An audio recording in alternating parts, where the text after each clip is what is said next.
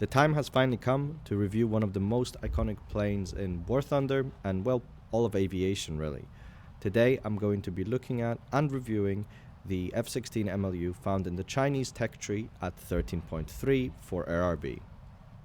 With the recent battle rating changes, this plane, along with other 13.3 vehicles, has in my opinion received a significant buff.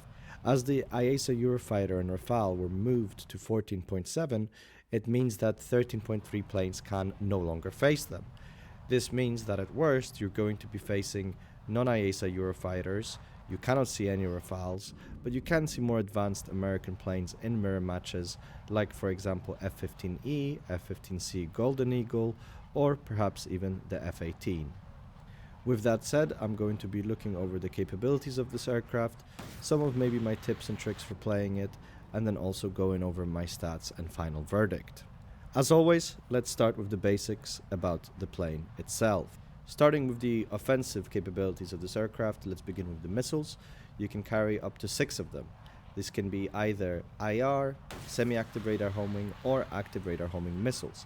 Now, realistically speaking, you're not going to be carrying anything other than active radar homing missiles. However, as you are spading this aircraft, you will probably get to use the AIM-9Ls and also the AIM-7Ms as you're working your way through to AIM-120s. 6 missile count is definitely good. It gives you good opportunity to be both offensive and proactive in terms of your approaches. You can use these missiles to force people on the defensive without sacrificing too much in terms of the killing potential, because you are not too limited in terms of the amount you can carry.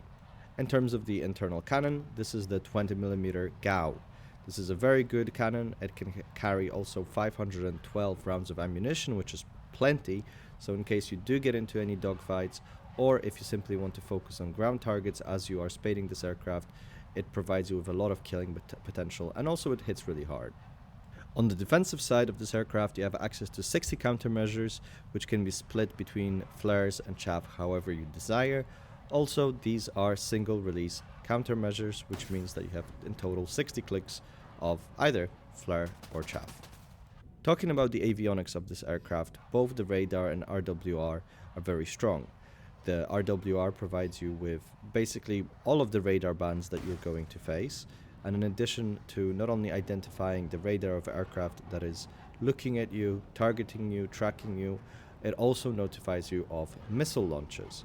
Now, the missile launch detection isn't perfect, and if somebody is flying close to you, it may let you think that the missile is coming to you, but still, it is a lot better than some of the other RWRs found in similar battle rating. I'm specifically looking at Russia here. The radar itself is also very good. It has a decent horizontal and vertical pan ranges. It has a TWS mode. It has an IFF filter. And in addition to that, you're also able to vary the horizontal field of view. And the reason why I think this is always important is because it allows you to improve the tracking rate of the radar. So if you are, for example, guiding a missile to only one target or only following one target, you don't need the entire scope of the radar. You can really narrow it down and have quicker uptime on the tracking. So overall, avionics, very good, very strong. Cannot complain about it at all. Now, moving on to the airframe, it is also excellent. You have relatively good top speed, reaching quite easily Mach 1.5, 1.6 given enough time at altitude, but at the same time you're definitely not the fastest aircraft in this battle rating, so just keep that in mind, especially when facing things like F-15Es or Eurofighters. They are still considerably faster than you. With that in mind though, your airframe and agility is pretty excellent.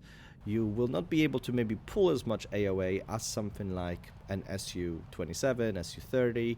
However, you have excellent energy retention, and in any prolonged dogfights, you're going to be able to gain on the enemy. With that said, of course, dogfights are pretty rare at this battle rating. However, you may find yourself in this situation. With that said, you haven't got access to combat flaps, so you only have takeoff or landing, but it shouldn't be too much of a hindrance anyway, considering how agile this airframe is. There are a few other airframes that are perhaps a little bit more agile, for example, like the F-2A, but then again, if you are a good pilot in this plane, you will definitely be able to put up a good fight against someone who's worse than you in a superior aircraft. Last but not least, this plane does not feature an HMD, which is definitely something that is a little bit annoying sometimes, but it isn't a deal breaker because of all of the other positives. So the ACM lock range on this aircraft is 19 kilometers, which I think is also quite decent. When it comes to talking about the tips and tricks for this plane, now if you've seen some of my other videos, this is probably going to sound very similar, but I personally always prefer to play at altitude instead of playing on the ground, and I think this aircraft is also very well suited for that. Because of how many missiles you have, you can be quite proactive at the start of the game, although you cannot go full force aggression like, for example, an F-15. And the only limiting factor here is just your engines. The F-15s or the SUs are able to get to a higher altitude and to a better initial launch speed than you can. So you do have cases where sometimes you have to be a little bit more defensive than other aircraft at the start.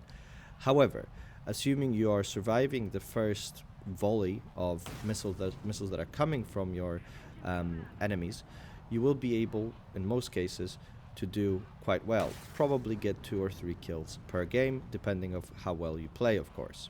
What I would recommend is to going maybe a little bit to the side, but not too much. You don't have to be overly defensive, but keep a good overview of what's going on in front of you. So I would use the radar in one of the wider search field of view settings, and at the same time I would manually pan around left and right of the sky in front of me.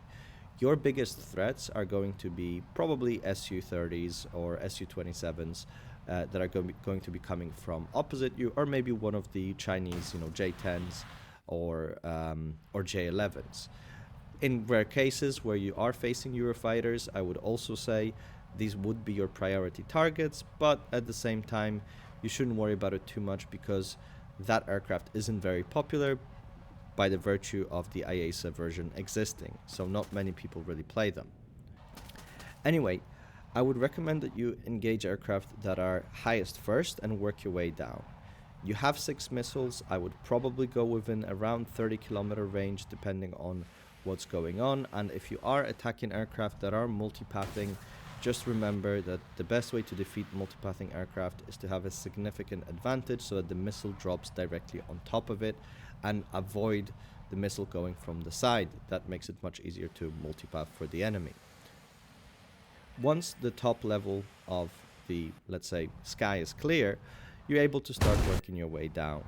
Now, hopefully you still have a couple of missiles left, and this really is where you're probably going to be using your ACM mode the most to secure a couple of kills.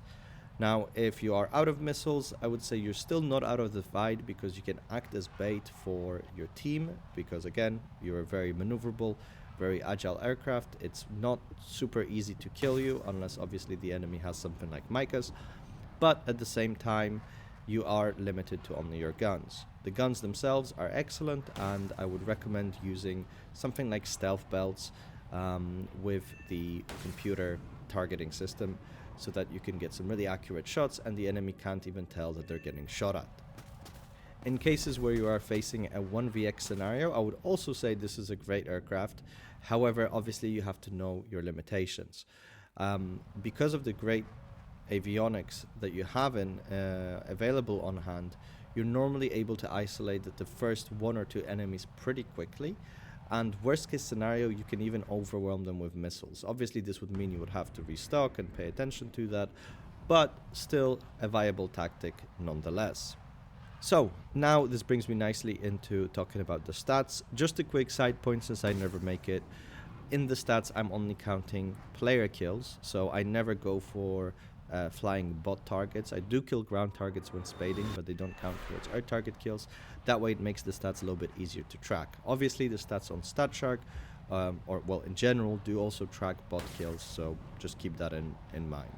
And the reason why I'm sharing the stats is because I want to give you a kind of accurate impression, or at least a preview of what you can expect to receive or get really in this aircraft when you are playing as an average player. So the first 74 games I was spading the aircraft. I had a 2.0 kill death ratio and a kill per spawn ratio of 1.35, which is definitely not the worst, right? And in total, I did 100 games here. I had a 58% win rate, a 2.33 kill death ratio, and 1.54 kill per spawn. Now, if we are just looking at the last 26 games, when I was playing the spaded aircraft, and I do think it makes a big difference here, I had a win rate of 53%. I'm not really sure why it dropped so much, but I had a kill death ratio of 3.37 and a kill per spawn of 2.07. To explain a little bit the difference and why is it so big between the last kind of 26 games that I did comparing to the games I was spading it. Unfortunately, this aircraft is one of the more annoying ones to spade because your AIM-120s are in the very last slot. And then in order to unlock the AIM-120s in the last slot, you also need, I believe it's 33k research points.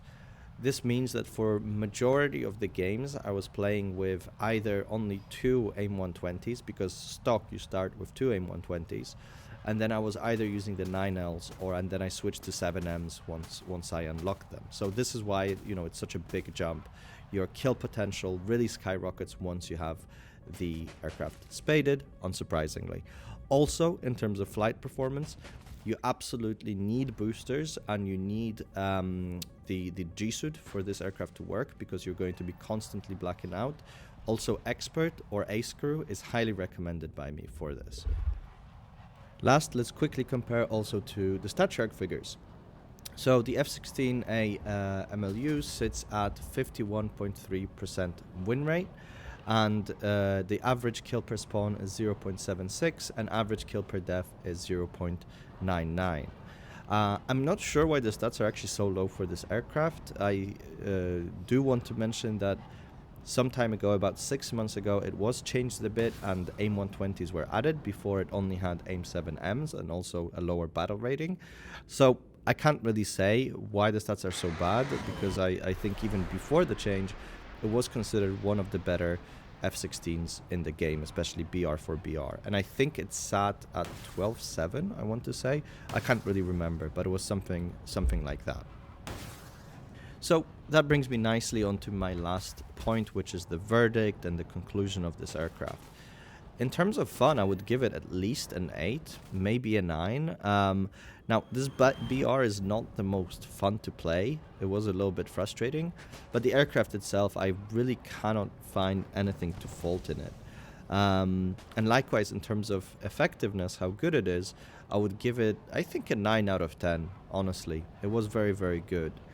My biggest point of concern, or rather maybe a pain point is a better way of saying it, is just that the stock grind is especially bad here, because you get the missiles so late and you have to go through a lot of games to get those missiles, and you are unfortunately just completely outgunned in all of those games. So if you can get through the stock grind and not give up on this aircraft, you're really going to have a great time. But if you are someone who really gets put off by a bad stock grind, maybe just keep that in mind if you're thinking about playing the MLU. I think that relative to the battle rating, it is also well positioned, because you are, in down tiers, you're a monster and you are unstoppable. You can also put up a decent fight in a full up tier, primarily because of your excellent flight model and decent amount of missiles. Although still, trying to win against a Eurofighter is always going to be an uphill battle. Now, maybe one last point I wanted to make here is thinking about something like event grinding specifically, where in events you basically want to play the highest rank aircraft possible because of the bonuses that you get associated with the score or the score multiplier. I'm not going to go into how it all works, but basically the higher the rank, the higher the multiplier, and the faster you get done in the different stages. I think this is actually a very good candidate for an aircraft to use in events, because it avoids top tier, it has a good flight model, it has good avionics, it has decent missile load, and it's pretty fun to fly as well. So I think for event grinding, it might be one of the better choices out there as well. But that brings me to the end of the review. So I'm still looking at what I'm going to be playing next. I took a little bit of a break from playing air because I was getting quite fed up with the stock grind of this vehicle. However, I will be looking to go back into it, especially now with the new event coming up. So there will be more videos on, I think, a couple of planes that people want to see, but obviously we'll be the judge of that. In the meantime, I want to thank you for watching the video. I hope you found it useful. And if you have any ideas or comments, please share them with me. I'd be very interested in reading them. So thank you very much for watching and have a great rest of your day.